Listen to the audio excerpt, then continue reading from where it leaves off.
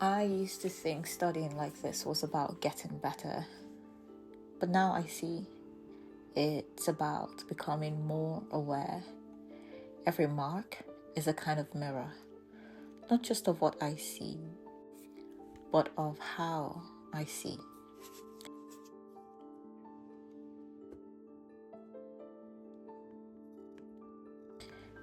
Ontology says we are defined by our being, but I think being is shaped just as much by the act of attention.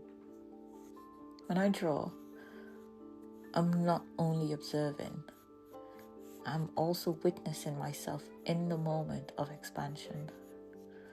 The lines are uncomfortable sometimes, awkward, even stiff, but they're true. And maybe that's the point, that creation is discomfort, the bridge between limitation and possibility.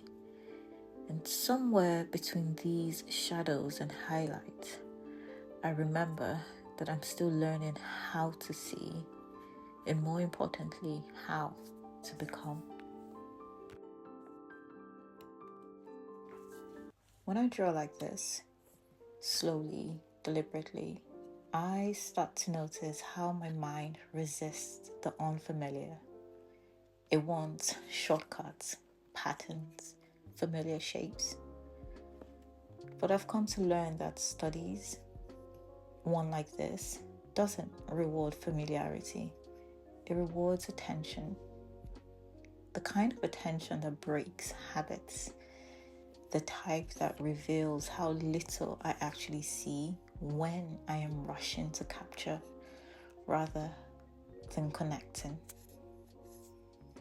Sometimes I think this is what it means to live awake, not to chase perfection, but to hold space for perception, to honor what is really there.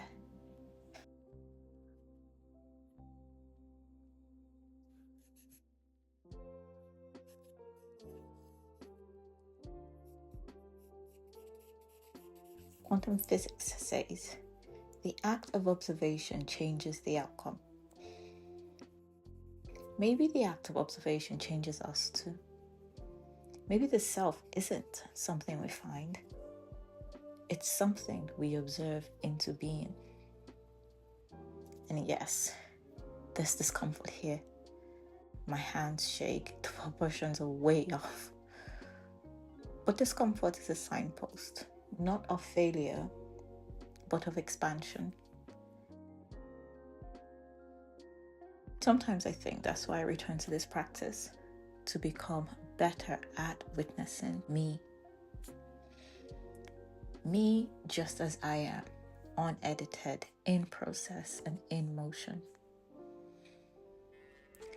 The ancient mystics believed the body held memory, that our gestures, our movements, our gaze, they carry echoes. And I suppose in that way, drawing becomes an invocation, a summoning of presence.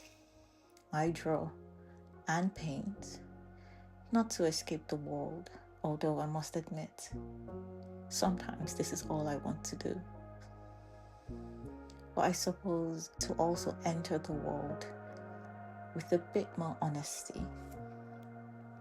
There's no audience here. There's no applause. It's just the page, the lines, my mistakes, the silence. And that, for today, is enough.